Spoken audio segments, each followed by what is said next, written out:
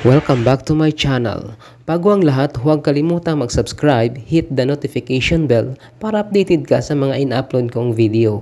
Huwag din kalimutang magbigay ng inyong opinion sa aking videos. Paki-like na rin kung nagustuhan mo. Maraming salamat! Okay guys, pag-usapan natin ngayon ay ang unang state visit ni President Bongbong Marcos sa Amerika, na ayon sa mga makakaliwang pag-iisip na mga kapwa-tao ay hindi ito maaaring makatungtong sa Amerika sa kadahilan ng aarestuhin siya. Bakit nga ba?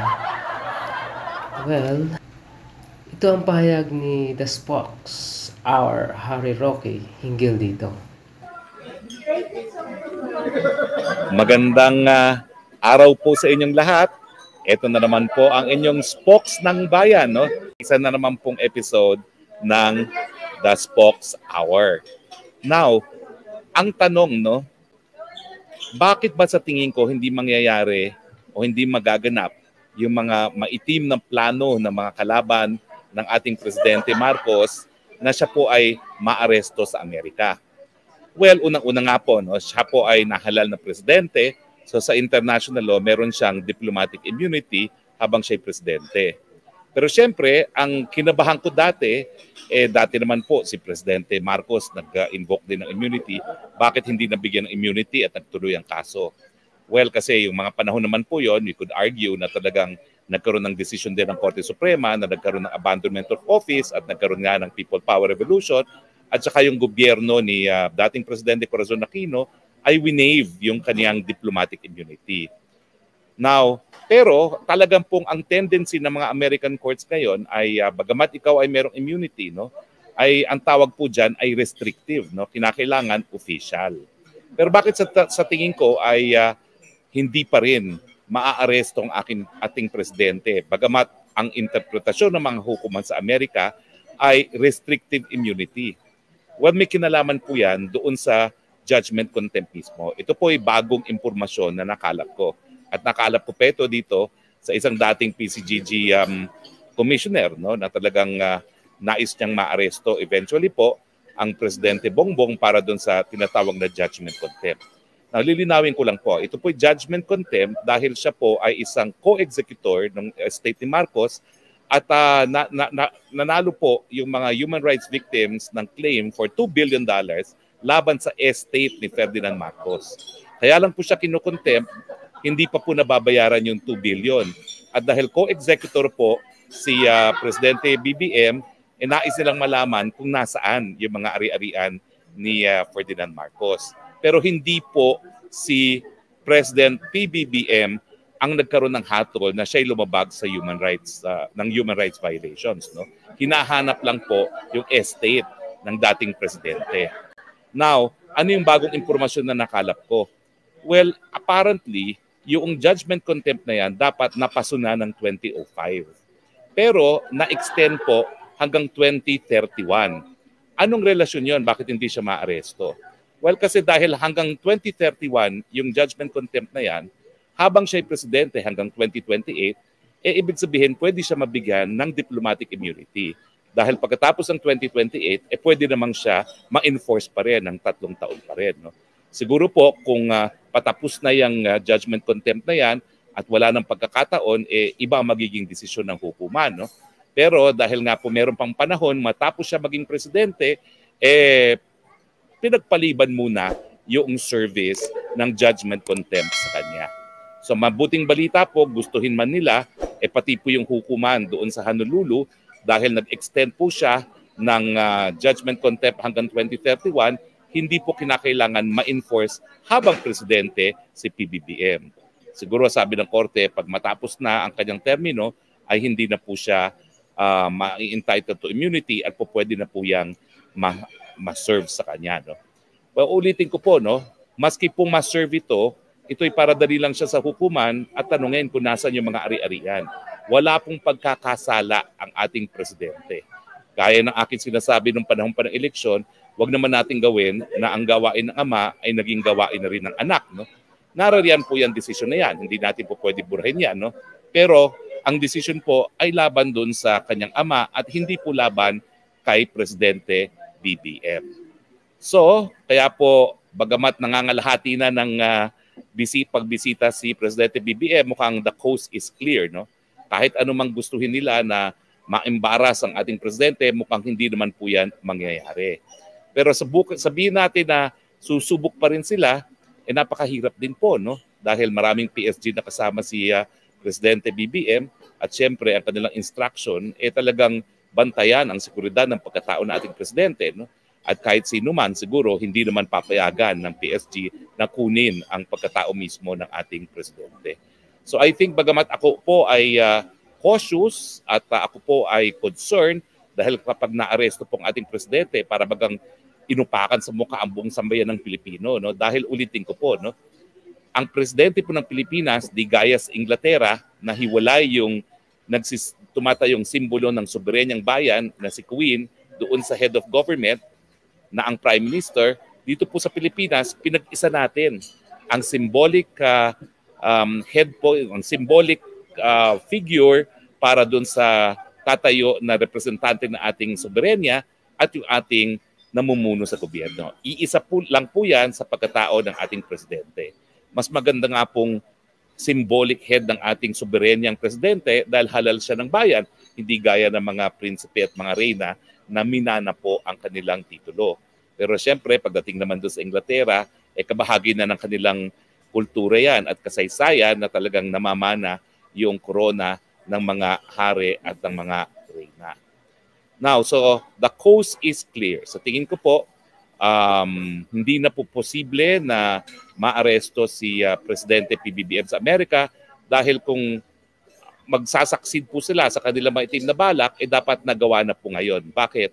Kasi po pag nagsimula na yung UN, talagang mas mahirap na po yan. No? Bakit? Dahil gaya na aking sinabi, yung nagkaroon po ng UN headquarters sa Amerika, merong headquarters agreement na nagsasabi na obligasyon ng Amerika na bigyan ng diplomatic immunity, hindi lang yung mga sugo or ambassadors na naninilbihan sa United Nations, kundi lahat yung mga heads of states na dadalo sa mga pagpupulong ng United Nations. No? So, obligado ang Amerika na siguraduhin na hindi maaaresto si Presidente PBBM mula airport hanggang hotel hanggang United Nations. Kung kaya nila gawin yon, dapat ginawa nila bago magsimula yung opisyal na pagpupulong ng United Nations. So the coast is clear. Isa pa sa nakakamangha ay ang pakikipag-usap ni President Marcos Jr. kay President Biden dahil marami mga world leaders ang nakapila para makausap si President Biden. Ngunit si President Marcos ay ang kanyang naging top priority o tinatawag na first in line. Isa ito sa nakikita ko na magandang adikain at pangitain na magkakaroon ng magandang resulta ang kanilang pag-uusap. So bilang isang Pilipino, dapat maging proud ka kapag ganito ang pinuno ng bansa mo, lalo na kung ganito siya magsalita. Na kung saan nung nakaraang election ay marami ang bumabatiko sa kanyang antas ng pinag-aralan, di ba? So kamusta naman kaya ang mga tao na yun? Sige nga, mag-move on na tayo. Dahil ang leader na inalipusta nila noon ay ganito magsalita sa harap ng mga makakapangyarihang tao sa buong mundo ngayon. Titingnan natin. The Assembly will hear an address by His Excellency Ferdinand Romualdez Marcos, President of the Republic of the Philippines, and I request protocol to escort His Excellency.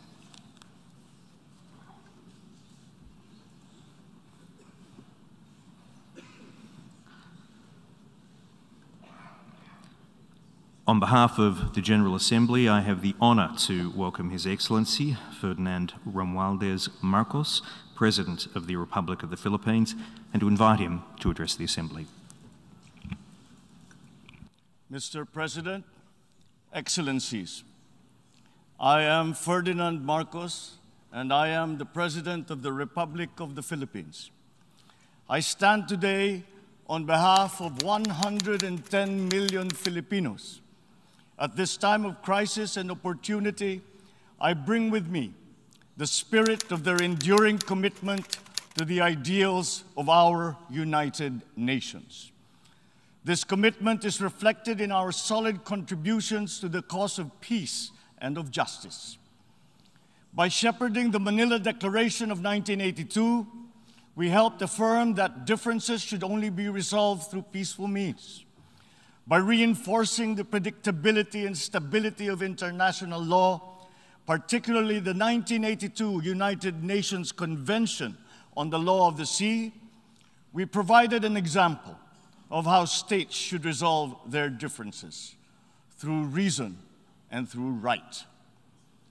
These two contributions provide useful guidance for our time, for amidst challenging global tides, an important ballast stabilizes our common vessel.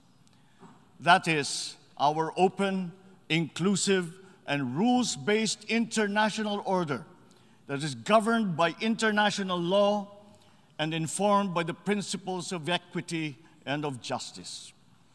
As I have underscored, the Philippines shall continue to be a friend to all and an enemy of none. This world order traces its roots to 77 years ago. Your first Asian predecessor, Mr. President, General Carlos P. Romulo, called on our leaders then to make this floor our last battlefield, to determine in this hall whether humanity is to survive or be wiped out in another Holocaust. Our peoples chose survival. They chose cooperation. They chose peace. And by doing so, they made history. Today, history once again calls to us to make these choices. We are confronted by tectonic shifts that will inform the ebb and flow of this coming century. Of these, I see four challenges to the continued survival of our global community. First is climate change. The time for talk about if and when has long since passed. It is here. It is now. Climate change is the greatest threat affecting our nations and our peoples. There is no other problem so global in nature that it requires a united effort, one led by the United Nations. The effects of climate change are uneven and reflect an historical injustice. Those who are least responsible suffer the most. The Philippines, for example, is a net carbon sink. We absorb more carbon dioxide than we emit. And yet, we are the fourth most vulnerable country to the effects of climate change.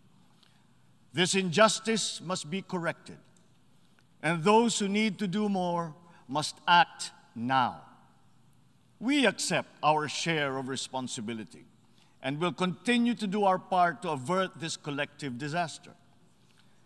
We call on the industrialized countries to immediately fulfill their obligations under the United Nations Framework Convention on Climate Change and the Paris Agreement to cut their greenhouse gas emissions, provide climate financing, and technology transfer for adaptation for the most vulnerable and developing countries, to lead by example. We look forward to concrete outcomes at the Conference of Parties in Egypt later this year. When future generations look back, let them not ask why we did not take this opportunity to turn the tide. Why did we continue in our profligate ways until it was too late? This threat knows no borders, no social class, nor any geopolitical consideration. How we address it will be the true test of our time. Second, the development of advanced technologies is rapidly transforming human life and experience. We still barely understand how these transformations are unfolding and where they are leading. The imminent diffusion of these emerging technologies could solve many of our old problems, but they could also disrupt our political and social orders. Our governance structures must keep up. Third, widening geopolitical polarities and sharpening strategic competitions are transforming the international political landscape. A profound lack of trust is putting enormous strains on our multilateral system. Our very charter is being violated around the world as we speak. In Asia, our hard-won peace and stability is under threat by increasing strategic and ideological tensions. These behoove us to uphold the ideals that led to the establishment of this Parliament of Nations, and to reject any attempt to deny or redefine our common understanding of these principles. Even as we grapple with these new long-term shifts, we remain beset by an unresolved problem. Inequalities and inequities within and among countries continue to persist, and they continue to demand urgent action. Therein lies our fourth transcendent challenge. This injustice was evident during the pandemic, when the richer nations immediately received vaccines at the expense of the have-nots. We see, for example, the dangers of this lurking in the persistent digital divide and in ballooning debt burdens. As we awaken from the economic stupor caused by the pandemic, we must reinvigorate the world economy. We must use public and private resources to encourage the expansion of trade, investment, and technology transfers to accelerate development. Knowledge and intellectual gains must flow freely to allow those lagging behind to catch up. Sustainable development will be hampered to the detriment of all if existing structures in the global economy remain unreformed. Mr. President, in these past 3 decades, Filipinos have achieved significant strides on our path to sustainable development. Despite the challenges of the pandemic and the global economic upheavals, we remain on track to reach upper middle income status by next year. With steady investment in food, public health, education, and other social services, we expect to become a moderately prosperous country by 2040. I am confident that we will achieve this vision. Yet, no nation stands alone. The achievement of our national ambition requires a global environment that creates conditions that allow all nations, including ours, to thrive in peace. We need the United Nations to continue to work. And we, the Philippines, are determined to be part of that solution. The Philippines did not hesitate to donate to the COVAX facility that helped provide vaccines in many parts of the developing world. Multilateralism and international cooperation do make a difference. Filipino health workers were at the front lines in many countries to curb the spread of the virus, risking and oftentimes sacrificing their own lives to save those of others. We have always been an optimistic and courageous nation. Despite the enormity of these challenges, we believe that solutions are within our collective grasp. You, Mr. President, have already identified 3 tools that are at our disposal. First, solidarity. We need to reaffirm the wisdom of the founders of our United Nations. This means transcending our differences and committing to ending war, upholding justice, respecting human rights, and maintaining international peace and security. Nuclear weapons continue to pose an existential threat despite our efforts to build norms that resoundingly prohibit them. We must reject the notion of deterrence and remain committed to decreasing the global stockpile of these weapons. At the same time, we must also address the scourge of the proliferation of all weapons, be they small arms, light weapons, or improvised explosive devices. Our work must also focus on ensuring that the international system remains fair, not only for all states, but more importantly, for all peoples. This system must work for the most vulnerable, especially the marginalized, migrants, refugees. The world has witnessed the enduring contribution of migrants in the fight against this pandemic. We still dream of an end to the disturbing incidents of racism, of Asian hate, of all prejudice. The Philippines United Nations Joint Program on Human Rights is an example of a constructive approach that puts our people, not our politics, at the center of this work. It provides a model for revitalizing the structures that facilitates solidarity between the United Nations and the sovereign duty bearer. Our continued solidarity will also benefit from a reformed and more inclusive Security Council and an empowered General Assembly that can hold the Council to account. At the same time, the United Nations must forge ahead with its flagship tradition of global peacekeeping. My country's experience in building peace and forging new paths of cooperation can enrich the work of the Security Council, and to this end, I appeal for the valuable support of all UN member states for the Philippines' candidature to the Security Council for the term of 2027 to 2028. Our success in the Bangsamoro Autonomous Region of Muslim Mindanao in the south of the Philippines is a centerpiece of these efforts. The peace that we have forged after many decades of conflict among warring factions and clansmen demonstrates that unity is possible even in the most trying circumstances. Inclusive dialogue involving all stakeholders, including women, the youth, faith leaders, and civil society, conducted with patience and good faith, has produced a credible and solid foundation for self-government that paves the way for lasting peace and sustainable development. We take the same approach in Asia. The Philippines builds partnerships for peace and development through dialogue, including through interfaith and interreligious dialogue, especially through ASEAN. In the face of great diversity, we believe that partnerships form the bridge to unite all of us in promoting peace and stability in the Asia-Pacific region. Our global community is only as strong as we make it. We need to ensure that all nations, especially developing countries, are equipped with the tools they need to navigate the uncharted waters of this century. This requires a transformative development agenda.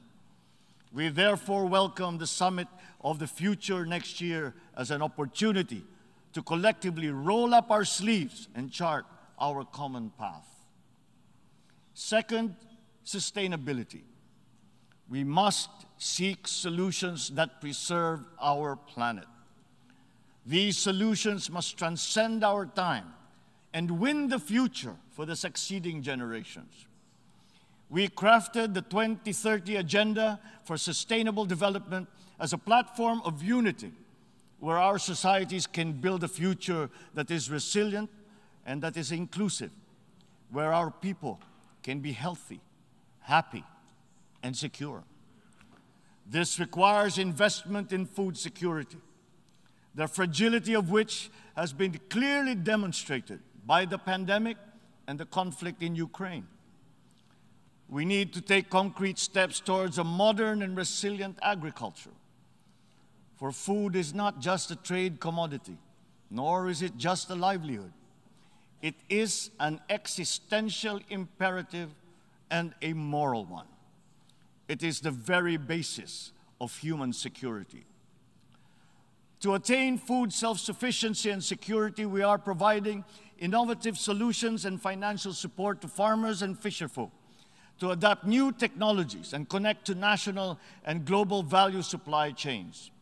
We look forward to forging cooperation with the UN and our partners to boost agricultural productivity and food security. As host to 17 UN agencies, programs, and funds, the Philippines strongly supports reforms to ensure that the UN development system delivers as one through its UN country team. Water connects our world and sustains our existence, but it is also a finite resource that requires our stewardship. Equally important, our biodiversity must be protected amidst the continuing challenge of climate change. We must enhance our cooperation in these areas. But sustainability also requires development policies that go beyond the traditional metrics. We already know that the gross domestic product is an incomplete measure of progress and that vulnerability is multidimensional. Our development agenda must also take into account the interest of all developing nations, including middle-income countries where the majority of the world's poor live. At the same time, sustainability means equipping our people with the tools they need to meet the challenges of the fourth industrial revolution. Investments in education are key, and my administration is prepared to make such investments. The Philippines notes with appreciation the Transforming Education Summit held earlier this week, at which these subjects were taken up. There is perhaps no greater renewable resource than the creativity and innovation of our young. We understand the value of harnessing our people's talents by creating a robust and creative economy. We will continue to work with partners in promoting this at the international level. Finally, science. Knowledge and discovery remain the keys to unlock the potential of our dynamic future. Encouraging our young people's curiosity, honing their skills, and protecting their intellectual properties are important investments. Humankind is pushing back its horizons, both in the digital world and out in our physical universe. Access to these domains is an inalienable right of all nations, as are peaceful uses of all existing and emerging technologies. The Philippines is preparing for the future by laying the governance framework that will allow us to harness the power of renewable energy, develop the capacity to utilize the life sciences, such as medicine and virology, pursue digital solutions towards a more modern economy, and expand our presence in outer space. But we also need to update the global structures that facilitate international cooperation on the peaceful uses of nuclear energy, biology, chemistry, to name but a few. At the same time, we need new structures to govern rapid advances in other areas.